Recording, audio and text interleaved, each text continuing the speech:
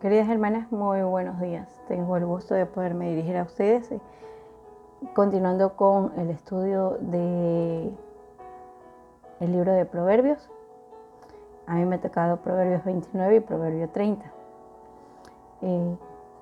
Debo agradecerle a nuestro Padre Celestial la oportunidad de poderme dirigir, de poder hablarles, de poder estar aquí enfrente de ustedes, dirigiéndoles estas palabras, porque fue su complacencia haber podido estar presente, haber podido despertar y haber podido tener la oportunidad de vivir un día más. Como dijo alguien o una pastora, Ana Olondo, dice: nosotros estamos aquí porque a Él le place. Fue su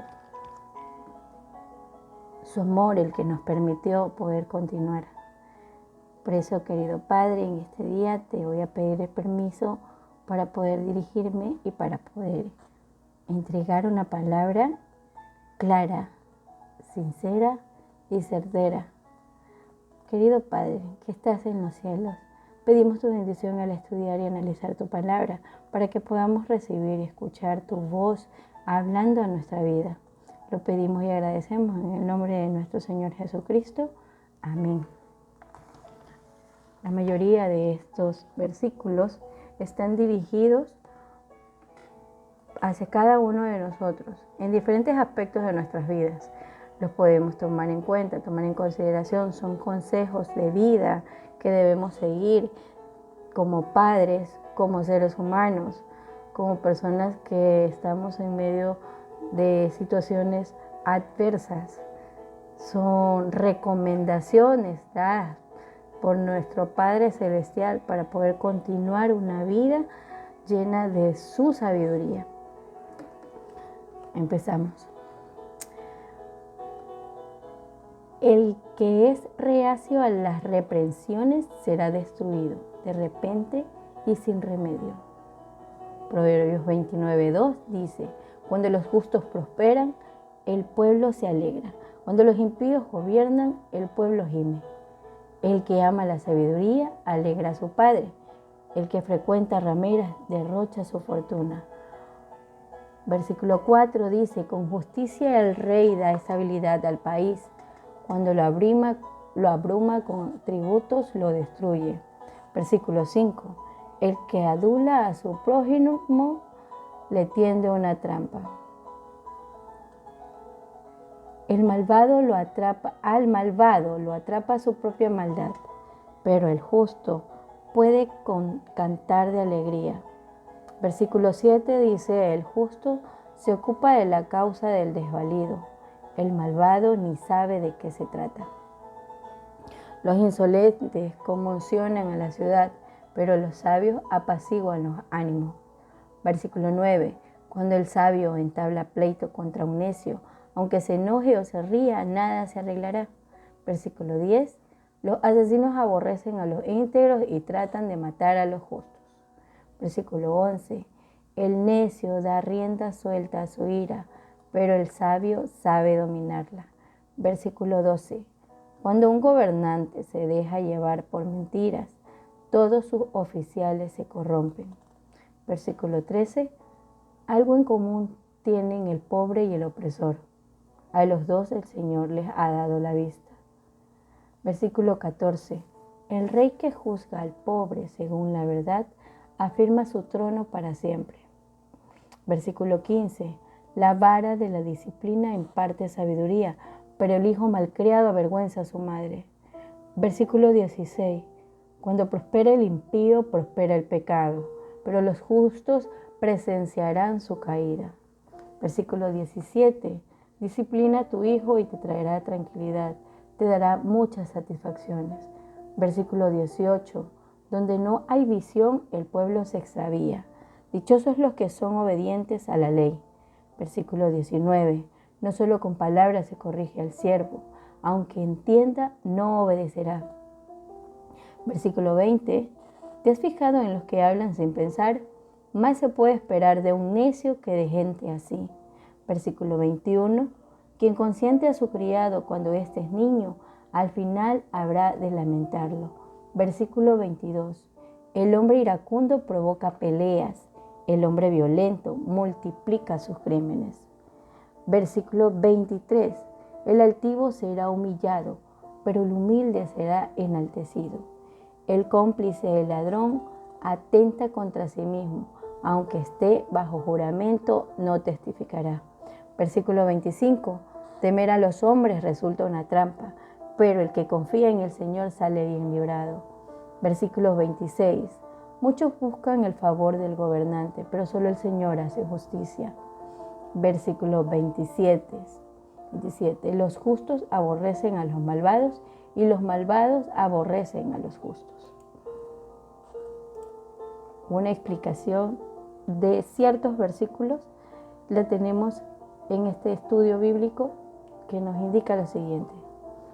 Proverbios 29:5 dice: el hombre que lisonjea a su prójimo le tiende una red delante de sus pasos. Quiere decir lo siguiente: el elogio y el aplauso para la persona que está realizando una buena tarea es algo que corresponde hacer. Los méritos deben ser reconocidos. Creemos en que hay ocasiones cuando es bueno ponerse en pie y ovacionar a una persona, pero cuando se usan los halagos es como la sobredosis de la miel, acerca de la cual hemos leído en este libro de Proverbios. Parece que hay personas dedicadas a pronunciar elogios y no dicen realmente lo que tienen en el corazón. Algunas personas que quieren pedir favores, lo primero que hacen es comenzar a hablar bien de uno y a elogiarlo. Mientras más lo lisonjean a uno, más grande es lo que ellos van a pedir.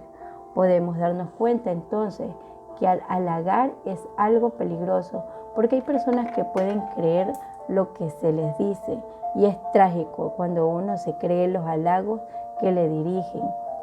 Veamos ahora lo que dice el versículo 10 de este capítulo. Los hombres sanguinarios aborrecen al íntegro, pero los rectos procuran agradarle. Este proverbio lo podríamos traducir así: los hombres sanguinarios odian al intachable, pero los rectos se preocupan por su alma. Las personas sanguinarias tienen el deseo de muerte y odio en su corazón. El Señor Jesucristo dijo que si usted odia a su hermano, es culpable de muerte. Caín fue culpable de asesinato y el crimen comenzó en su corazón. Nos muestra cuán lejos y cuán rápidamente cayó el ser humano. Recordemos que Dios había creado a Adán y Eva, perfectos, y cuando ellos cayeron, lo único que ellos pudieron traer al mundo fue un pecador. Ellos engendraron hijos e hijas a su imagen y semejanza, y Caín fue uno de ellos. Este joven nació con el deseo de muerte en su corazón. Él odiaba a su hermano. Qué cuadro, pues, el que tenemos aquí. Versículo 11 dice: el necio da rienda suelta a toda su ira, pero el sabio al fin la apacigua. Cuando uno habla con un insensato, esta persona le contará a uno de todo, pero el hombre sabio se controla. Es una persona cuidadosa con lo que va a decir. El versículo 12 dice: si un gobernante hace caso a la mentira, todos sus servidores serán malvados. Los padres necesitan disciplinar fielmente a sus hijos y ser un ejemplo para ellos, pero un niño imitará a sus padres, y los ciudadanos imitarán a sus gobernantes y a los que ocupan posiciones elevadas. La conducta de un gobernante se reflejará en los que se encuentran bajo su control. Esta es la imagen que nos ofrece este proverbio. El versículo 17 dice: corrige a tu hijo y te dará descanso y dará alegría a tu alma. Nuevamente tenemos aquí la importancia de la disciplina. El versículo 18 dice: cuando falta la profecía, el pueblo se desenfrena, pero el que guarda la ley es dichoso. Otra versión dice: cuando no hay visión, el pueblo se desenfrena. La visión es realmente comprensión, entendimiento espiritual. Es la obra del Espíritu Santo en la vida del creyente para darle una comprensión de la palabra de Dios. Esta ha sido una explicación breve de ciertos versículos, los más importantes, diría yo. Cada versículo es importante, pero trato de llegar a los que deberían ser tomados en consideración. Proverbios 30, la nueva versión internacional, dice lo siguiente. Dichos de Agur, hijos de Jaque, oráculo, palabras de este varón. Cansado estoy, oh Dios, y débil. Soy el más ignorante de todos los hombres. No hay en mí discernimiento humano, no he adquirido sabiduría ni tengo conocimiento del Dios Santo, quien ha subido a los cielos y descendido de ellos. ¿Quién puede atrapar el viento en su puño y envolver el mar en su manto? ¿Quién ha establecido los límites de la tierra? ¿Quién conoce su nombre o el de su Hijo? Toda palabra de Dios es digna de crédito. Dios protege a los que en Él buscan refugio. No añadas nada a sus palabras, no sea que te reprenda o te exponga como un mentiroso. Solo 2 cosas te pido, Señor. No me las niegues antes de que muera. Aleja de mí la falsedad y la mentira. No me des pobreza ni riquezas, sino solo el pan de cada día. Porque teniendo mucho, podría desconocerte y decir, ¿y quién es el Señor? Y teniendo poco, podría llegar a robar y deshonrar así el nombre de mi Dios.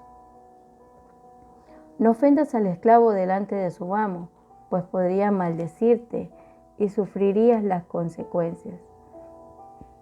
Hay quienes maldicen a su padre y no bendicen a su madre. Hay quienes se creen muy puros, pero no se han purificado en su impureza. Hay quienes se creen muy importantes y a todos miran con desdén.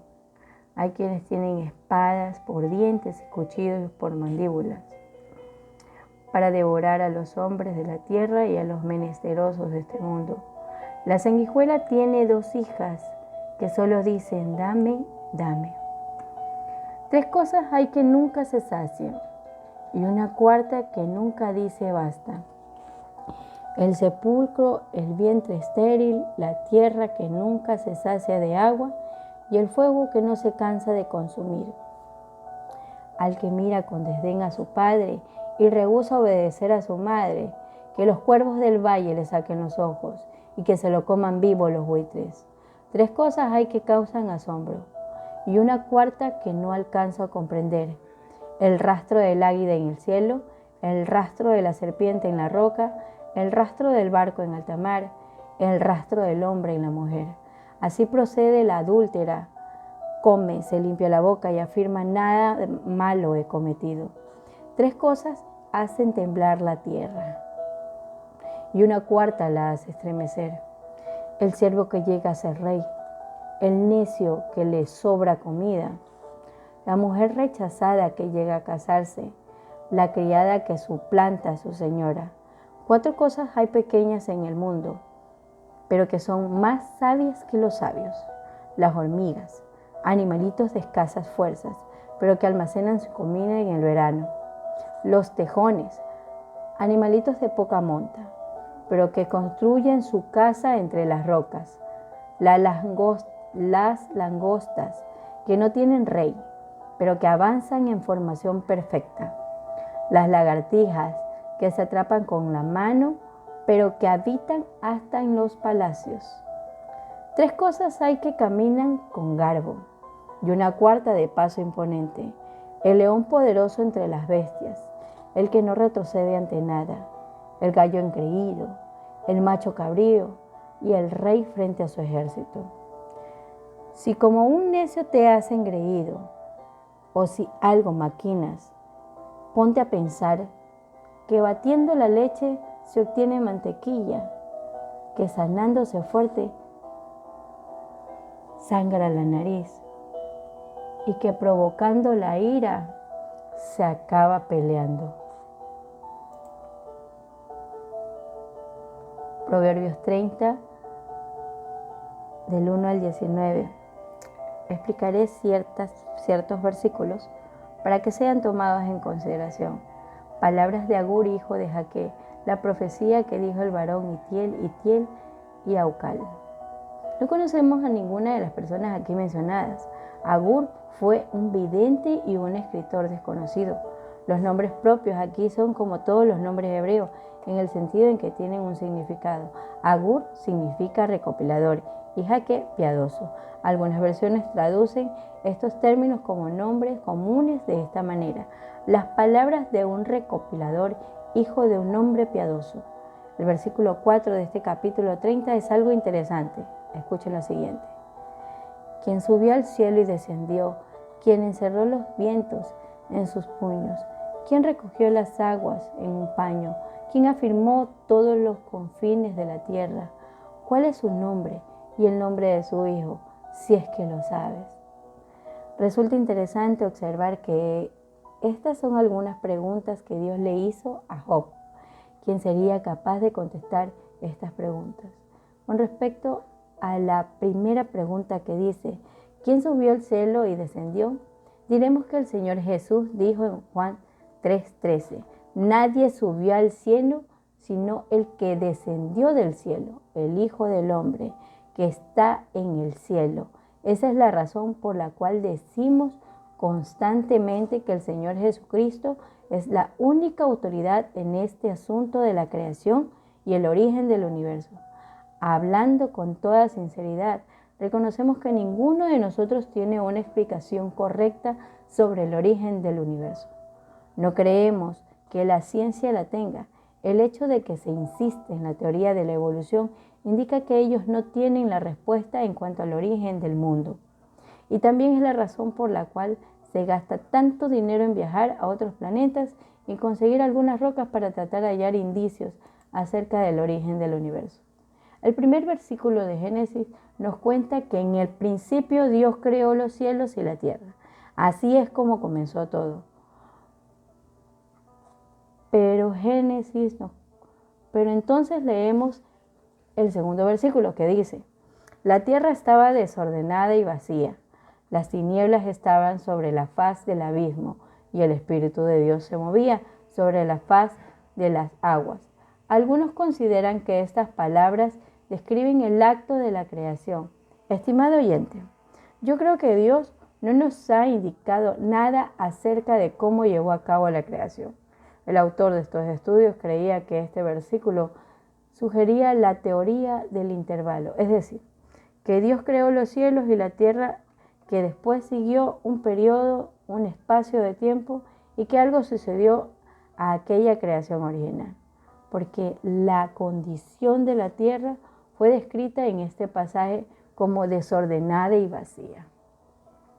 El doctor Magee reconocía que esa teoría había sido mayormente abandonada, pero él mismo la continuaba aceptando a pesar de las críticas que sobre ella se habían escrito. El argumento del doctor Magee era que Dios no le había revelado a los seres humanos cómo había realizado la creación. No le había revelado ni a los científicos, ni a los teólogos. Nos agrada la pregunta que Dios le formuló a Job en 38:4. ¿Dónde estabas tú cuando yo fundaba la tierra? Esa es una pregunta que Dios puede hacerle a cada individuo y nadie tiene la respuesta. También nos agrada la pregunta formulada por Agur. ¿Quién encerró los vientos en sus puños? Pensemos en esto. Dios tiene en sus manos el viento de la misma manera en que nosotros podemos tener algún objeto en nuestra propia mano. ¿Qué cuadro tenemos aquí? El ser humano conoce muy poco acerca de estas cosas. En ese mismo pasaje en el que el Señor Jesucristo dijo que Él es quien descendió del cielo, Él también dijo en Juan 3:8, el viento sopla donde quiere y oyes su sonido, pero no sabes de dónde viene ni a dónde va. Así es todo aquel que nace del Espíritu. Este es en realidad un pensamiento profundo. El versículo 5 dice, toda palabra de Dios es limpia. Él es escudo para los que en Él esperan. Nadie puede limpiar a usted como la palabra de Dios. Cada palabra de Dios es pura, es más efectiva que cualquier elemento limpiador. Es una sustancia purificadora, milagrosa. El versículo 6 dice, no añadas a sus palabras para que no te reprenda y seas hallado mentiroso. Esto debería hacernos cautelosos y prudentes al tratar con la palabra de Dios. A Dios no le importa llamar a una persona mentirosa si realmente lo es. El versículo 7 dice: 2 cosas te he pedido, no me las niegues antes de que muera. Vanidad y mentira aparta de mí, y no me des pobreza ni riqueza. Solo susténtame con el pan necesario, no sea que una vez saciado te niegue y diga quién es el Señor, o que siendo pobre robe y blasfeme contra el nombre de mi Dios. La frase vanidad y mentira aparta de mí significa que yo no quiero vivir entre aquellos que son vanos, que están halagando y mintiendo. Vivir con gente así es como vivir en un nido de víboras. Y después el escritor dice: no me des pobreza ni riqueza. Es decir, déjame andar por el medio del camino. No quiero estar en ninguno de los dos extremos. El versículo 12 dice: hay generación limpia en su propia opinión, si bien no se ha limpiado de su impureza. Hay muchas personas, aún algunos que desde un punto de vista formal son miembros de la iglesia, que pueden decir cosas así. Son puros ante sus ojos, piensan que no necesitan un salvador, son simplemente religiosos. Y luego tenemos a aquellos que ocupan las posiciones en los negocios y en la política, que piensan que son puros y no son culpables de ninguna mala acción. Incluso los indigentes y vagabundos pueden ser puros en su propia opinión, pero ninguno de ellos se ha purificado de su impureza.